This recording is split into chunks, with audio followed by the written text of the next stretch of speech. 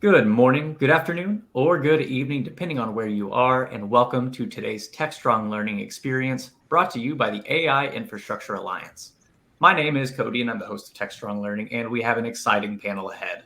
First, I do need to cover just a couple of housekeeping notes. Today's session is being recorded, so if you miss any of our discussion, perhaps you'd like to rewatch or maybe share with a friend. The on-demand recording will be made available shortly after our live session today. If you look on the right side of your screen, you'll see there are a couple of options to engage with our panel today. First of which is the chat tab. So go ahead and start warming that one up for me right now by letting us know from where you are tuning in. Right next to that chat tab, you'll see a Q&A tab, and that's where we'd like you to direct your questions for our panel today. Feel free to send those in throughout our program, as this is more of a discussion-based session. Now, if you click the Handouts tab, you will see there is a single link. The AI Infrastructure Alliance wants to welcome you to the age of industrialized AI.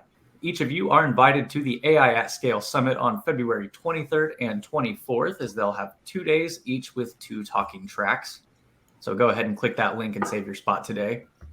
And finally, before we close out, we are giving away 4 $25 Amazon gift cards. So the topic of our discussion today is the promises and possibilities of generative AI.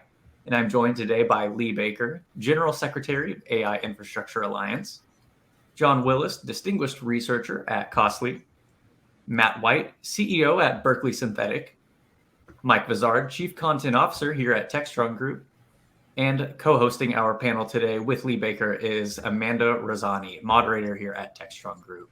So Lee, John, Matt, Mike, and Amanda, thank you all so much for being here. Amanda, would you like to get this conversation kicked off? Absolutely. Thank you for that great introduction, Cody. I'm excited to be here talking about AI, and let's start off with the first question. So can you explain what generative AI is and how it differs from traditional AI? John? Yeah, thanks, Amanda. John Willis, as Cody mentioned. Just so I want to be clear, I think there's this new trend of what I think was been called non-data scientists who use data science. And I'm sort of a classic example of that. I've been very intrigued by this, basically AI from ML ops, but more some of the stuff DeepMind was done. I tried to play a little with TensorFlow, but it hit a little bit of brick wall there. But the GPT-3 stuff is so really I started digging into the non-data scientist usage patterns, so sort of the everyday person. So my description of generative AI, which is sort of all the rage right now with ChatGPT, is basically there's really, again, apologize for not being a data scientist, but there's a categorization of sort of descriptive and generative AI. And Matt and Lee, you can keep me honest here, but this generative AI really is sort of a predictor model, where sort of descriptive, or what would I guess what otherwise called supervised based would be, what's seeing a picture and saying it's a cat or it's a dog, whereas this probability generative, mostly driven now by sort of AI, what they call language models, and that's what you're seeing a lot with GPT, where it's finishing sentences or completing the probability of the next word or the next set of words. And so that's where you're seeing things like ChatGPT, where you can ask it questions about basically anything. And we can go deeper into the structure of those type of tools. But really, generative is really more of a form of sort of unsupervised, with GPT having some special secret sauce. This generative pre-trained transformers is what the acronym stands for, where it really is more predictive, I guess, or more based on probabilities. And again, as a sort of a user of it, I see it as the classic example of, like, if I ask a generative AI model, I think therefore I'm most likely going to get I am as the completion. Well, John, I'm in the citizen data scientist camp with you. That's So I'm looking for the word. That was the phrase I was looking for.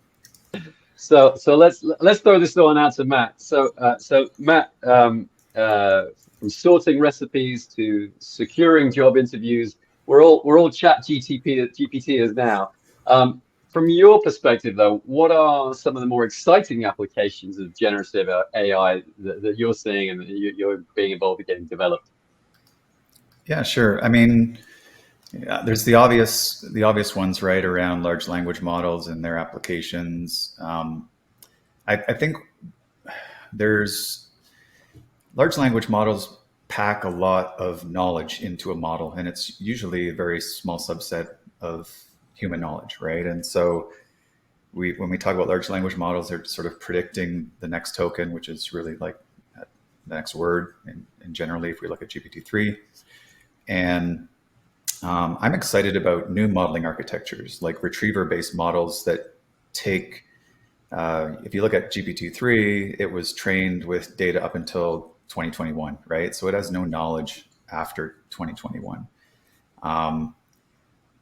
What you're seeing with like Bing, with Microsoft, and incorporating GPT-4 is it's a frozen model, but it's taking internet searches and then using like the text summarization features and other features of these large language models to be able to, I wouldn't say create the illusion that it knows what's going on currently, but to be able to enhance the model. And so what I'm most excited about in the large language model space is the idea of these retriever models where we create smaller models, right, that don't take a month to train and $7 million. And then we're able to retrieve the necessary data either from other models or from sources, right, and process that in real time. So that's really exciting to me. Also, I'm really excited about the trend towards hyper personalization, being able to create pedagogies for learning that are highly tailored and dynamic for learners, right? So if it's an experiential learner, if they're a visual learner, you're able to use different mediums to basically get the same message across, right? What your intended learning outcomes are. That's interesting to me. Also, enabling the creator economy, I think, is pretty cool. Being able to give a lot of power to people that generally, creating content, creating movies, creating images, creating audio, that needed expensive tools, that needed some training, especially around 3D modeling and those sort of pipelines, and being able to give individuals a lot more autonomy and representation to be able to, build in the creator economy. So those are some of the more interesting things, I think. It seems to me, to your point, that we're all obsessed with ChatGPT and we're seeing what Google's talking about, but there's going to be a lot of these different platforms out there that are going to be tailored for different use cases. And AI, I think this is going to go down the same curve as other AI technologies where we don't need as much data and as much compute power to create the model, and we're going to see that curve come down. So does this all become much more accessible to a broader number of people, and how soon do you think we might see, I don't know, hundreds of thousands of these platforms? Matt? Yeah, so that's a bit of a loaded question because there's this whole concept of accessible AI, right? And that sort of is part of the larger umbrella of responsible AI. Accessible AI is we're on a very I don't want to say dangerous, but an unfavorable market trend where we're moving towards scale up, right? We scale models up by adding more data and adding more compute. And so that makes these models, and especially like the large models like LLMs and large image models, less accessible to people, right? So you're forced to rely on APIs. You're forced to take whatever the output is at face value, right? Without the understanding of what's going on underneath the hood. So moving towards, reasoning models, which will be able to allow us to sort of, get away from the scale-up trend, because that really just puts these models, further away from everybody else's access. There's some interesting stuff going on with sparse models, which kind of reduce the number of weights in a model and make it a little bit more easier to use for inference. But you couldn't take GPT-3 and put it on your home PC, right? You can't, even if it's pre-trained, you're not going to be able to do the inference. So what I like with Stability AI and releasing Stable Diffusion and having a very lightweight model, I'm hoping that more, we'll see more open source, more trends towards these lighter weight models to give people access to them. And obviously that's sort of there's an issue of ethics and an issue of safety in that as well that can't be overlooked. Mike and Lee, one of the things I think that's interesting though is that it goes back to the idea of a citizen's data scientist, right? Like a lot of these technologies have been out here. I try to use TensorFlow in Google. I mean, Google GCP, it's all set up. There's of course other classes, and and if you're not a trained data scientist, you get deep in the weeds. GPT jumped the shark, right? Like that, like it's kind of, if you go back to all the browsers that were available before Google, and then Google solved the scale problem. They redefined, they took some brilliant mathematics to change the game, and they made search. They took it over. One of my fears, and I hope I'm dead wrong on this, is that ChatGPT or GPT-3, or GPT in general, OpenAI, but GPT-3 I think was the point of which I got interested. They sort of did the Google thing. Like they made it accessible to citizen data scientists. And the problem is, like, the technology's been around forever, but you didn't see grandmothers and aunts and uncles using AI. And I just wonder if, like, that, all these other tools that are out there, look at Microsoft. Microsoft obviously with Bing is really using GPT-3 or GPT-4.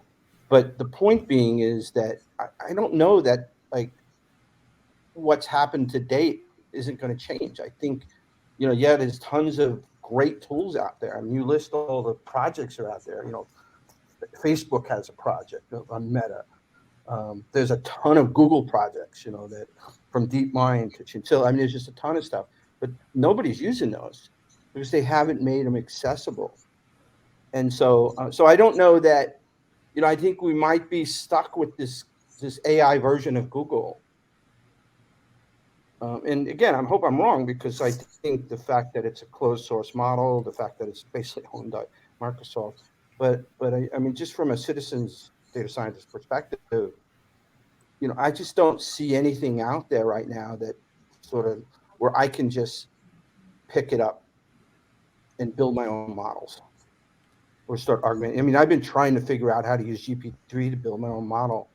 And again, I'm sure there's a reasonable way to do it, but I've tried really hard to try to figure this out, to build my own sort of metaverse on certain subjects. So again, I hope I'm wrong and I'm being a little pessimistic here, but I have a feeling that we've gone the Google way of AI, which is ironically not Google. I can add some color to that. The challenge, so OpenAI has taken a distinctly different approach than incumbents, right? So even look at, like, GPT-3 is based on the transformer model architecture. Google developed that, right? Back, I think, like 2017. And the interesting thing about OpenAI was their approach was to put research projects into the hands of the public, right? And that's why ChatGPT took off. GPT-3, all the GPT models have been out for a few years now. You could do much of the same things back the start of last year with GPT-3 and still have sort of chat-based dialogue using InstructGPT.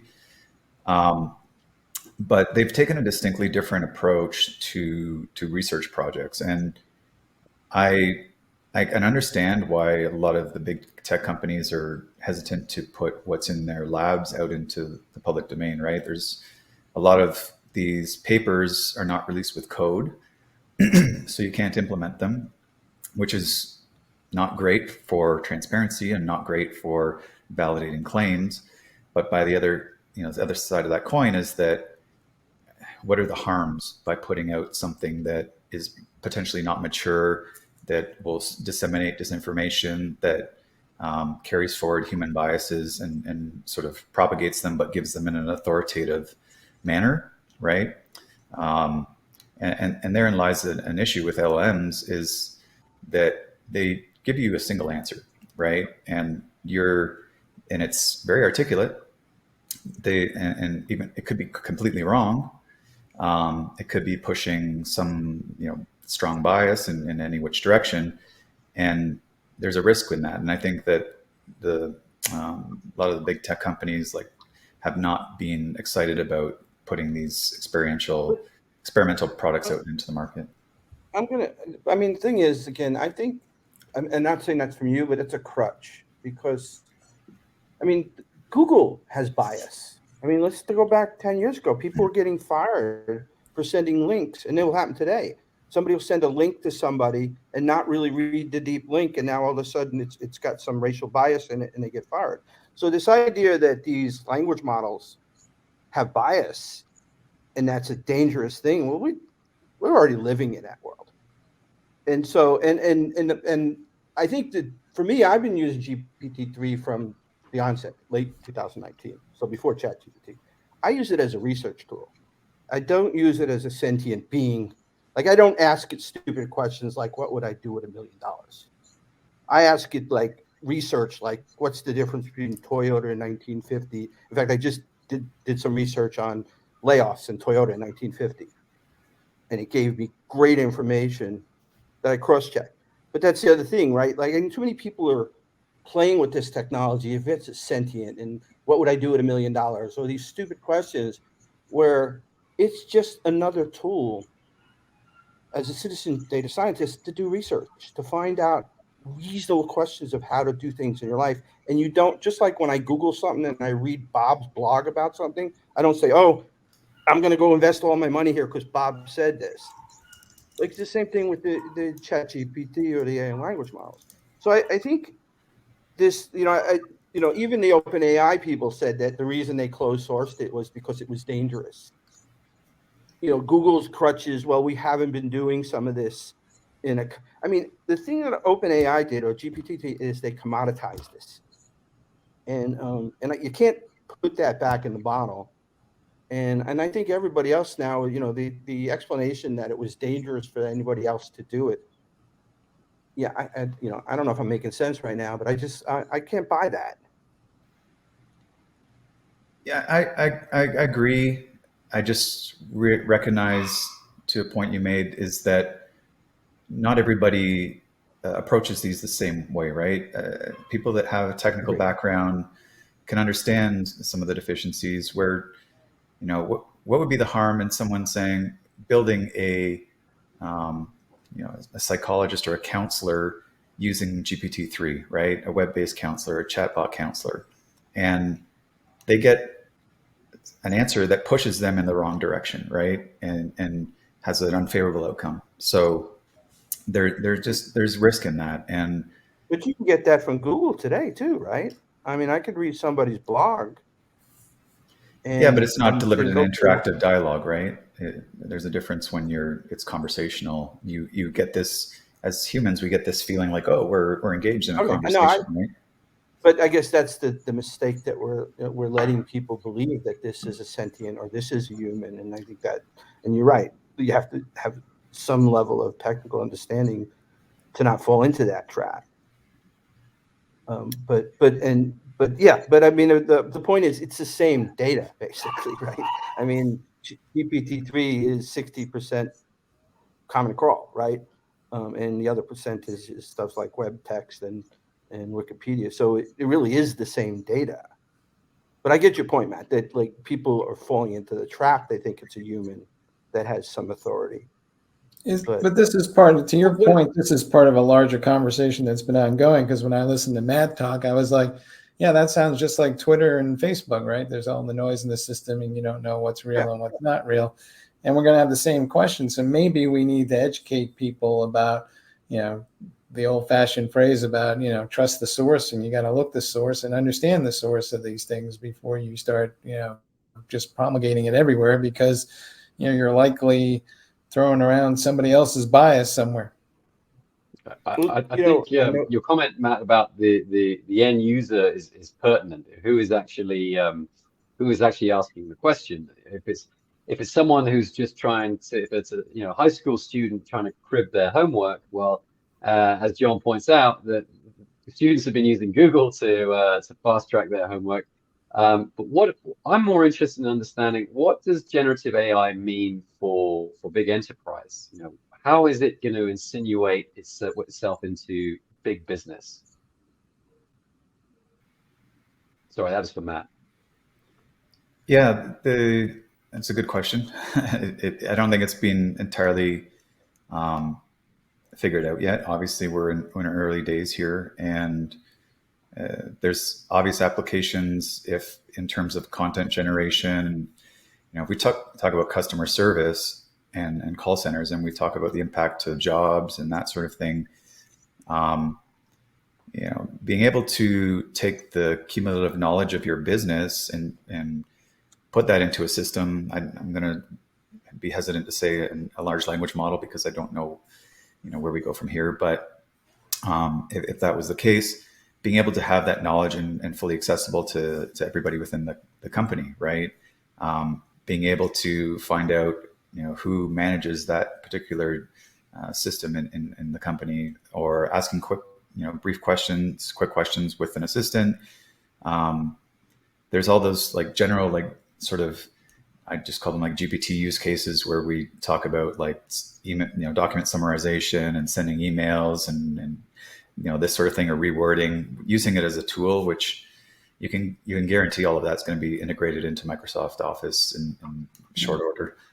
I just talked to a startup about this very thing, and they were positioning it as a platform that they were going to use to replace robotic process automation, because that technology is a little too stiff and kind of lends itself only towards very closed loop processes. And they built a platform that was using these models, and basically they were saying the average end user now will be able to type in a request saying, build me a process that looks like this to their platform, and then they're going to use the language model underneath that they developed to automate the process as described by the end user directly, without any intervention from a specialist or even some IT folks to go do that.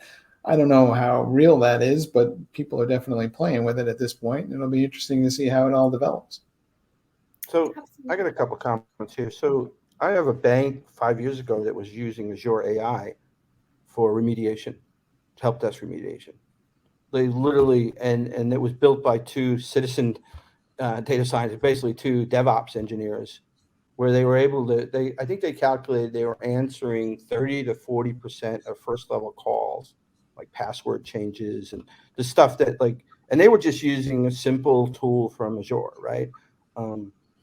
So and I've been using recently a tool called Perplexity. I keep trying to get the guys there to explain how they're doing this, but they seem to be using a GPT 3.5 model, but then they cite sources, which is sort of antithetical to the way GPT is supposed to work. So I think what they're doing is they're combining an SEO AI and the GPT, and then sort of smashing them together. And, by my sort of just figuring it out, it looks like sometimes the sources are vague and sometimes they're correct. But the thing I have with GPT right now, which is there are amazing use cases that we could do in IT, like risk incidents. But because OpenAI, all that stuff is closed, the model's closed, I don't see a reasonable way to sort of train.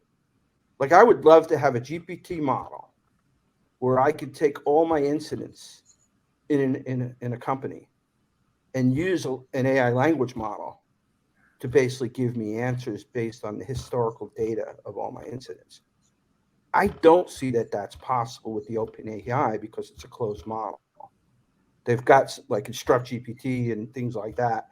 So there, and when we talk about risk and governance, same thing. If I could load in all my risk control definitions in a bank, this would be amazing tools for the enterprise.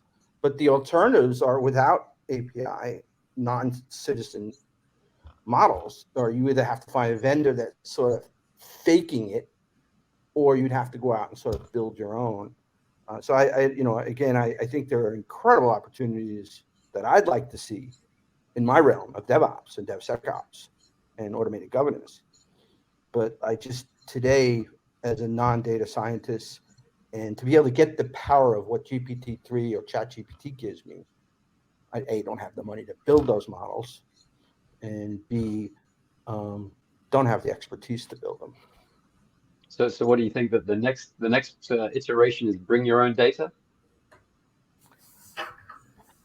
But I guess unless I'm missing something, I don't see how you do it in citizen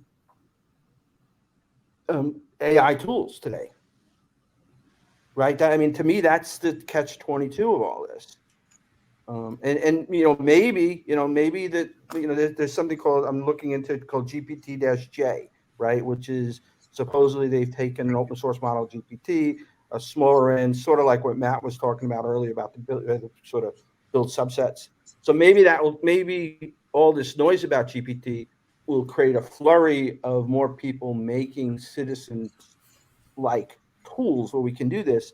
But back to my original fear, that OpenAI has sort of jumped the shark, and I don't know.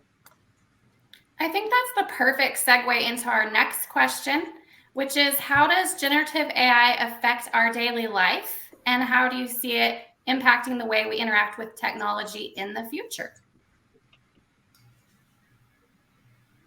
John, you want to take a shot at that one first, or you want? Sure. I mean, I can go quickly. I mean, the reason I've become really interested in GPT-3 is a friend of mine back, I guess, almost 3 years now, mentioned a tool called Jasper, and they were really the first commercial, as far as I could tell, the first sort of commodity-based tool to open up a tool based on OpenAI at GPT-3. They basically, what they would do was a writings tool. You could literally have it write. People have written books. Now, people are doing it OpenAI as well, but OpenAI was sort of closed. This was very sort of free. It was a bunch of data scientists who added a little bit of secret sauce, kind of fine-tuned the API. And I, at the time, I was starting a serious book that I was writing, and I thought, this is great. And then I found out it gave lots of false information. And, I wound up having to do so much fact checking. And what I learned over the time of using these tools is to use them for research the way I would research anything. I would basically triangulate. I look for certain sources. And so for me now, with some of the tools like really Perplexity is my go-for tool, but there's a tool called FRAS. These are all based on GPT-3. There's a Genie, which reads in academic papers, and it basically summarizes and categorizes a whole paper. So I can sort of read a research paper with, cut down. For me, it's the two things. One, it probably cuts like 2/3 of my research time for the kinds of things that I would have to do, either Googling or reading research papers or doing SEOs like searches, things like FRAS or now Perplexity, or it literally cuts 60 to 70% of my research time off. And it actually is a writing assistant too. So it actually increases the effort. Even Grammarly uses GPT-3, right? So it literally increases the efficacy of my writing about 50 to 60% and reduces the latency of my research time about 60%. So to me, as something that's I spend most of my time doing, this is a gift. I think there's a subtle point too that's not being appreciated in that there are a lot of people out there that have great ideas, but they don't have the skills to communicate them. And so a lot of that winds up just kind of, they wind up waving their hands a lot to kind of describe a thing. And I think as we look at these tools, we are going to see a lot of people are going to be able to better articulate what it is they're trying to communicate, because the machine will help them do that. And that in itself may be a good thing, because today we kind of depend on specialists who can communicate ideas, but it would be a little more efficient if people could just do it themselves. I mean, Google made the world smarter. There's a lot of dumber people out there now because of Google, but I really think these tools are going to raise the IQ of humankind. I mean, that is the positive way to think about it. There's a lot of negative. There's bias.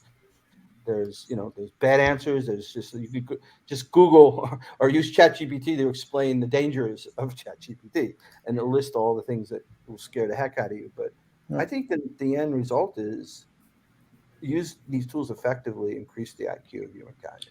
There will be a congressman, however, who will be asking these people to explain the bias in front of a committee because, they didn't get their tenor or tone of their favorite subject isn't portrayed the right way, right? Of course. Yeah, I think the counterpoint as well to the point, Mike, you make about enabling people to be creative by giving them a new skill set. I think that's very positive. The downside of that is potentially, are we making it opaque as to who owns IP, intellectual property? What about those creators, Matt, who would argue, you're cribbing my work, you're obfuscating my original idea and concepts? Is that a real risk and threat of generative AI?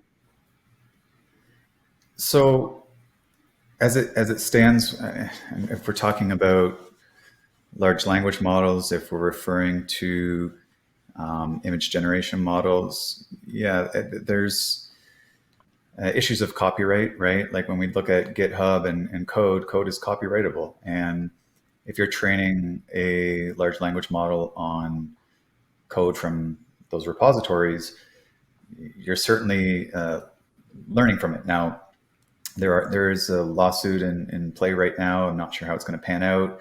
There's two positions you could take. One is that it's derivative, right? Derivative works, and you're, treat the model as if it's a person that's just learned from reference, right? Like how many developers out there go and just copy paste code from other people's, GitHub repos today.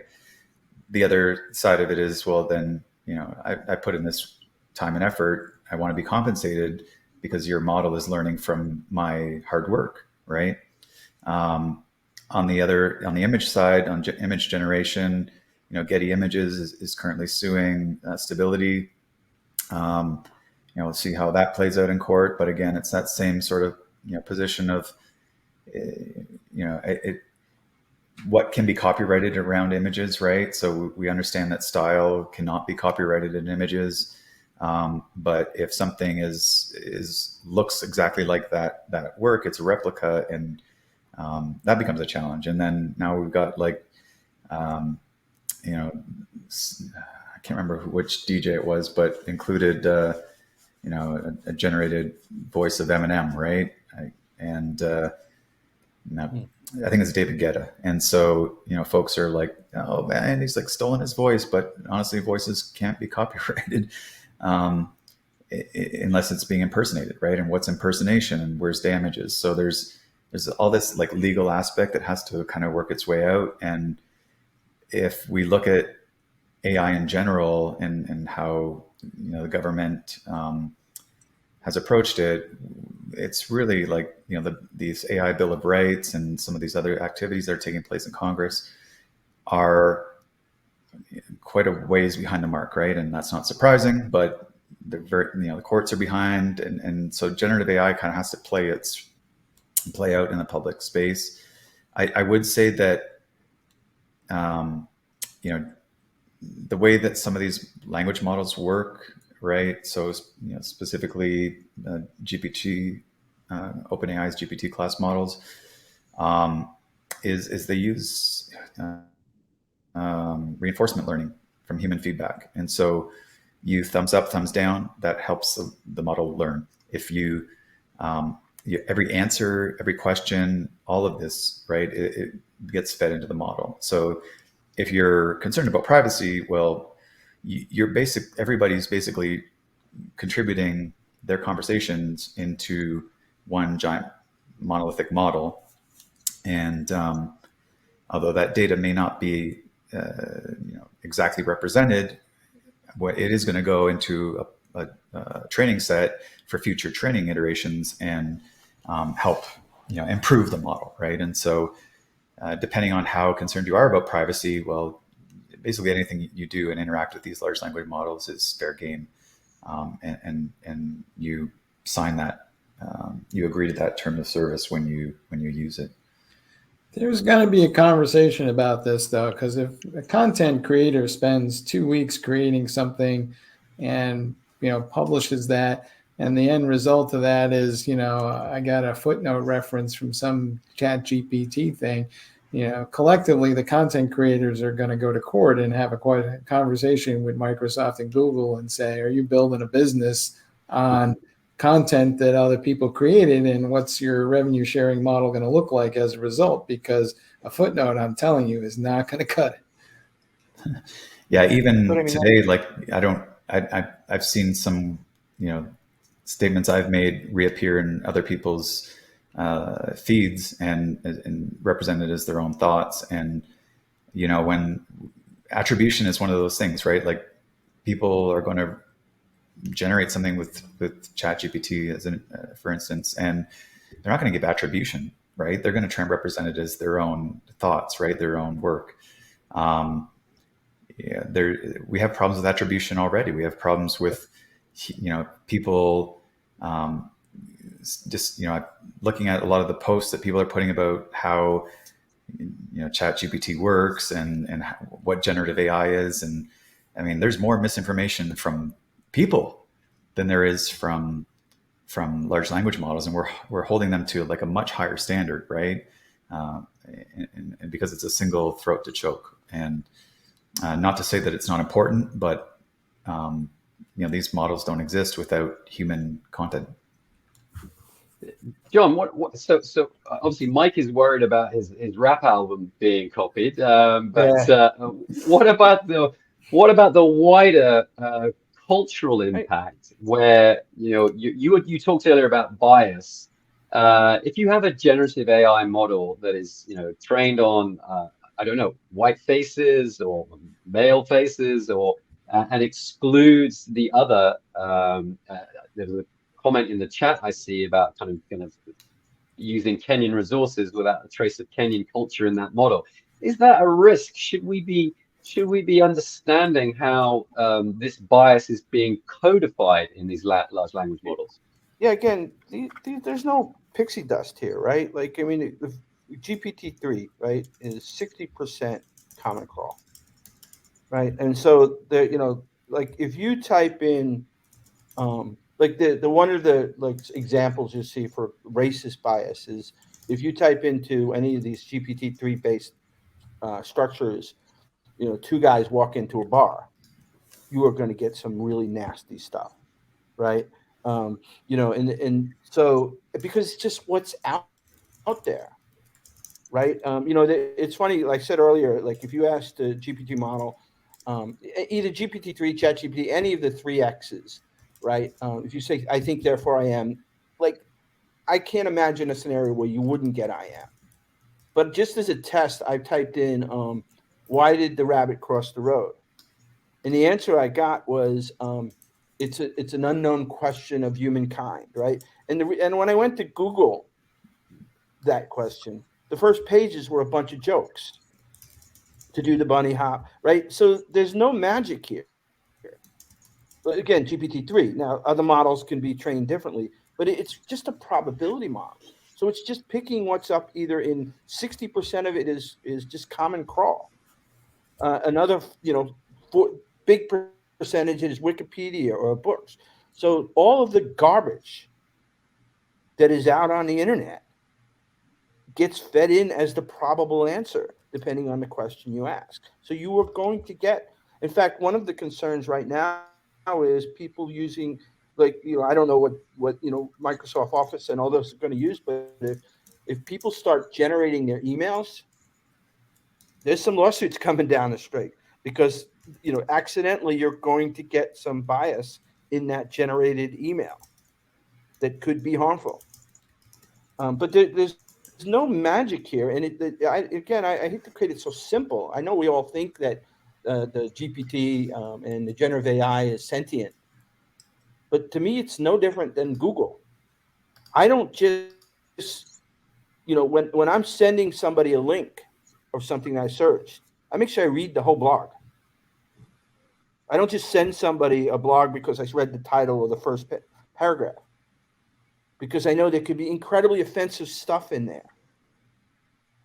So I read the whole blog and make sure I fully understand where it is. Are there links? I mean, I don't go, 8 layers deep, but like that's the same way you need to think about GPT. At least again the GPT-3, which I'm most familiar with. So there's no sort of magic here. So the answer is there's a lot of danger in there. There's also going to be I think I'll be the first use term, dark GPT, or GPT squatting.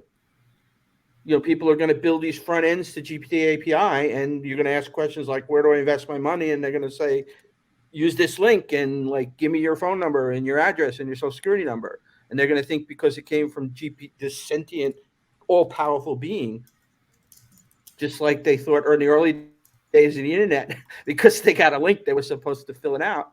And we learned we're going to relearn this all over again. I think Mike hit it. We're going to find a lot of interesting sort of learnings, a lot of interesting conversations. But the quicker we can get to sort of like, there's nothing new here. It's just an advanced set of tools to help us do the things we need to do better, more efficient, with high efficacy and lower toil. But I agree, not everybody is on that same page right now because of all the hype. We have a lot of questions coming in from our audience. I'd like to pause and just read a few of these.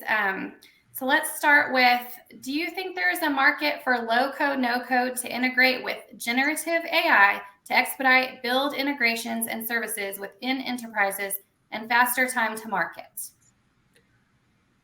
I think that's already happening, right? With Codex and Copilot. That's right. So I do see even some preliminary tests show that the Instruct GPT can produce code at an entry level developer's quality, right? And so I do see a change there, right? And also using natural language to create code. So not just suggestions on how to rewrite a function, but just saying this is what I want to do in natural language and have the entire code generated, right? And it begs this philosophical question as to why we need this intermediary step. Why can't we just have natural language programming language and compile down to whatever it needs to be, right? And so probably that's some eventuality, but I think the tools are starting to show up, and Visual Studio probably will have similar features integrated. And I'm a broken record here, but like most coders today, especially junior coders, what do they do when they go to code? They go to one of two places. Either they go to Stack Overflow and they look for an example and they cut and paste, or they go try to find some of their favorite GitHub projects. So these sort of Copilot and things like that, right? Like again, like some of the old Java coders I talked to, like, oh my God, this is the end of the universe. It's the world is coming to an end. How dare they let these things generate code for junior coders? They have to learn the way I learned. It's just nonsense.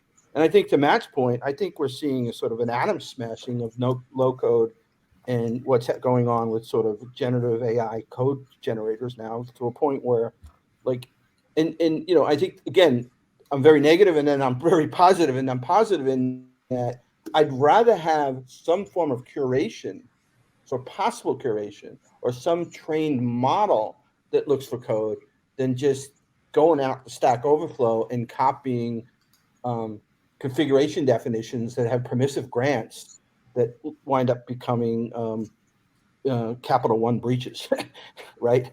Like, I mean, that's the way things are. The massive Capital One breach was literally a copy and paste of a proxy configuration file that left pass through on in a configuration on a proxy, right? Like, so again, there's a negative and a positive, but this idea that, oh my God, the world's changed, is different, and everything's going to fall apart because we've been copying and pasting code. least I have. Like, if everybody else wants to be dishonest and say they write everything from scratch, but I've been copy and pasting code. But I do it intelligently, right? Again, I try to sort of look for the thing. I don't just go to anybody's Stack Overflow. I read multiple blogs. I look for, if I'm coding some new function or new technology or Amazon Lambda or something like that, I try to look for 2 or 3. I look for somebody who has, sort of better provenance than somebody else. If you look back historically, I mean, we have these conversations with every new technological development, right? And so if I even want to go back to recent history, analysts, right, looking at, okay, well, what is this new technology, this AI? It's going to, take my job because it can make predictions, faster than I can.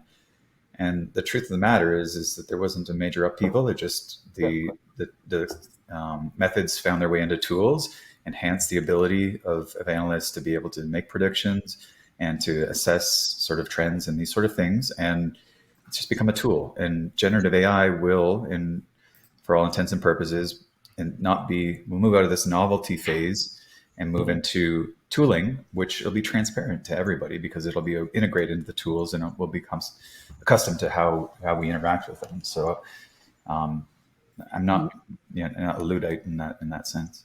I think, though, that to your point about natural language and the code that gets copied isn't going to be at this high level of abstraction. It's going to be at the machine level because the machine will be talking to the machine and doesn't need that extra layer of interpretation. And then another fellow recently pointed out to me, he says, if you look at the history of computing for the last 40 years, it's about trying to figure out ways to teach humans to interact with machines. Well, now the machine can talk directly to humans. So do we need all that extra layer of stuff that we've been creating for the last 4 decades to talk to machines if the machine can find a way to talk to us in the language we already understand? It is a Jevons paradox, right? Like, and it's to Matt's point.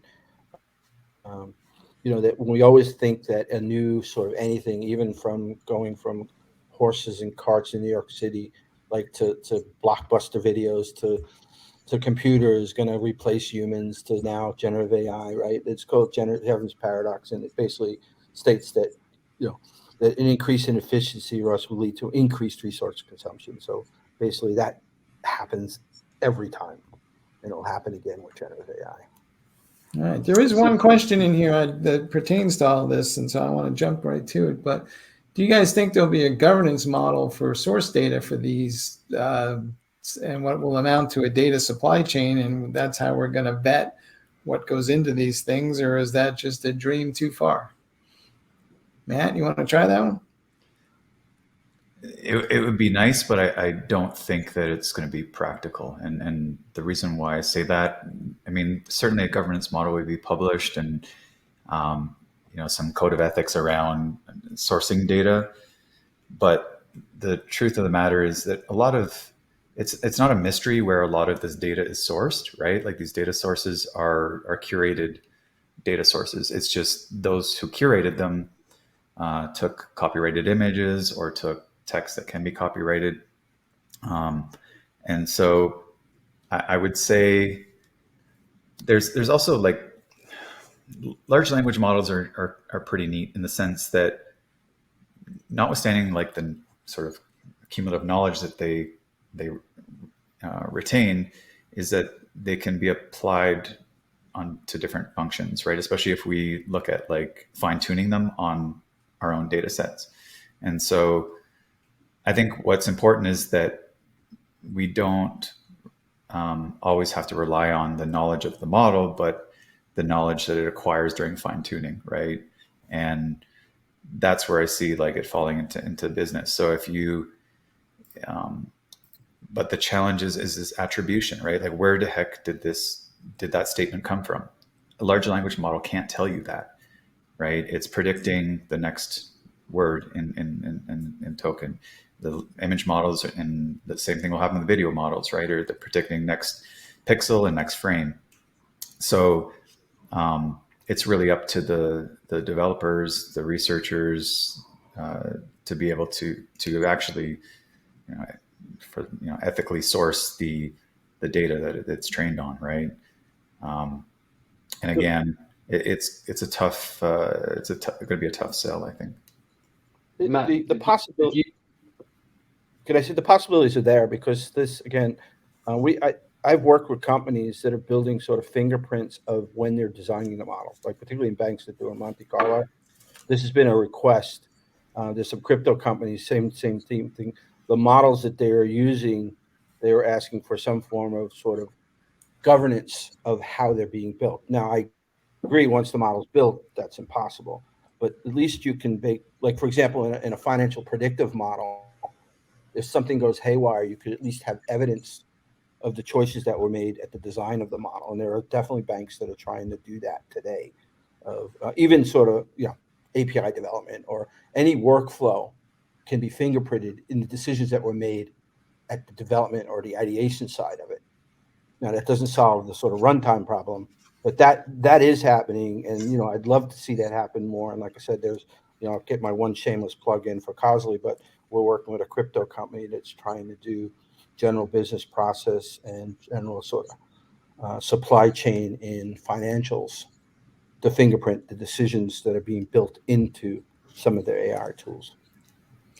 John, do you think the language models will battle each other essentially, right? I could create a language model that today says that, John Willis is the most handsome man you ever saw on the planet. And then the next language model would come to the opposite conclusion. And then the two of them will war with each other. Well, I would definitely stick with the one that says he isn't the most handsome guy, because that's the most truthful. Yeah, I mean, I see this today. I mean, I did this thing just a couple of weeks ago, and where I took some questions with Mark Miller, where we took he asked me a bunch of questions. So I'm writing a book about Dr. Deming. We published this year. So he asked me questions. We went into ChatGPT, we went into Jasper, and we went into Perplexity. And you could, depending on how you ask the questions, you see different answers or sort of competing answers. And even the way you ask the question, even within the same model, you can get a different answer. So the answer is absolutely yes, but then it comes back to, like, not all sort of, like, you can't, these are not sentients, they're not experts. You have to sort of, just like you would do any research. And again, I could save you a ton of time. The answer is no. So. Well, I have a question around this. So I think there is an element of explainability, of observability for LLMs that's required. But more prosaically, what does that mean in terms of skill sets and roles? What are the new jobs? What are the new functions that generative AI is going to kind of catalyze? What can we expect for, I'm not going to say citizen data scientist one more time, John. We've used that too much. But tell me, what do you think, Matt? What do you think is going to be the growth area in terms of the new skill set that Gen AI is going to explode? So I think there's a few roles, right? One, we talk about talk about prompt engineering, right? Which isn't a universally applicable role, right? Prompt engineering is being able to basically exploit a model to get the best results, right? I feel like it's a little bit of a stopover to full natural language understanding, because prompt engineering, it to the point that John made, like, you get different results from different models, right? And so, but I do see in the short term that is a job that I'm already seeing, like, on job posting sites. People are looking for these prompt engineers. I think a lot of, if we do it right, generative AI works its way into the tool chain. I would say that there's going to even folks that are coming from, like, the discriminative AI background, right? What we call conventional AI or deep learning, or the other aspects of AI where we're doing linear regression and sort of time series forecasting and these sort of things.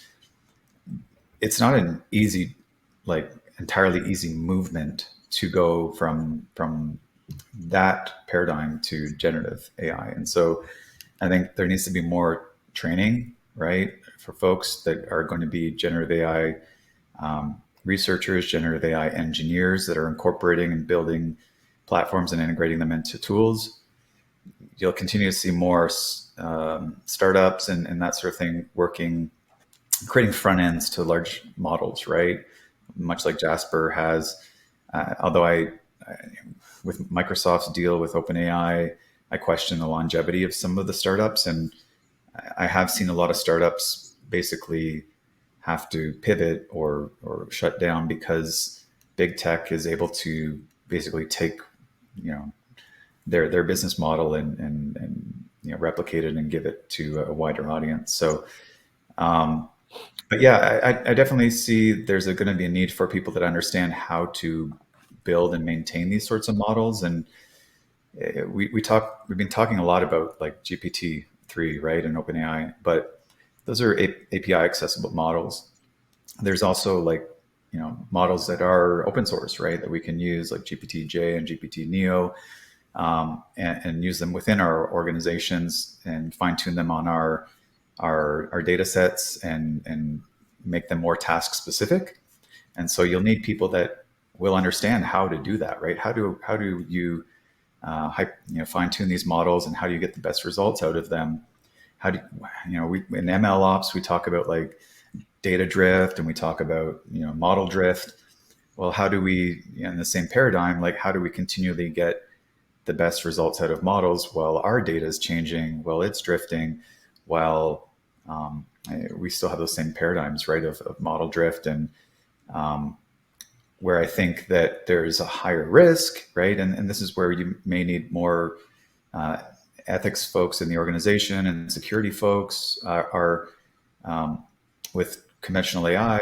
We're like making classifications, right? Like, is this a fraudulent transaction? Is this really John Willis's face, right?